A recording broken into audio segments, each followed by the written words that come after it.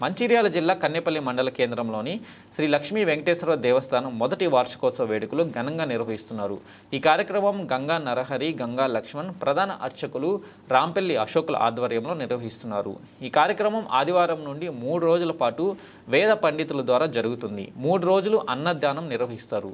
ఈ శ్రీ వెంకటేశ్వర స్వామి దేవాలయ వార్షికోత్సవ మహోత్సవంను చుట్టుపక్కల గ్రామాల ప్రజలు మంచిర్యాల జిల్లా కన్నెపల్లి మండల కేంద్రంలోని శ్రీ లక్ష్మీ వెంకటేశ్వర దేవస్థానం మొదటి వార్షికోత్సవ వేడుకలు ఘనంగా నిర్వహిస్తున్నారు.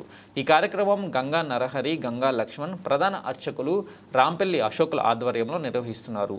ఈ కార్యక్రమం ఆదివారం నుండి 3 రోజుల పాటు వేద పండితుల ద్వారా జరుగుతుంది. 3 రోజులు అన్నదానం నిర్వహిస్తారు. ఈ శ్రీ వెంకటేశ్వర స్వామి దేవాలయ వార్షికోత్సవ మహోత్సవంను చుట్టుపక్కల గ్రామాల ప్రజలు అధిక సంఖ్యలో పాల్గొంటారు.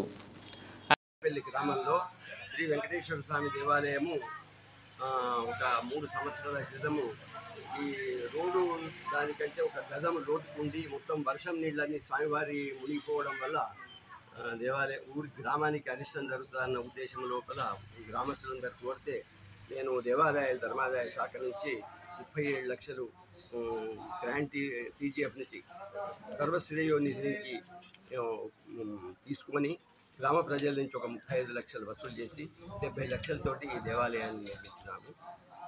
గత సంవత్సరము జ్యేష్ఠ బహుళ ఏకాదశి నాడు శివగంగా పీఠాధిపతులను తీసుకువచ్చి దీన్ని కుంభాభిషేకం జరిపించినాము.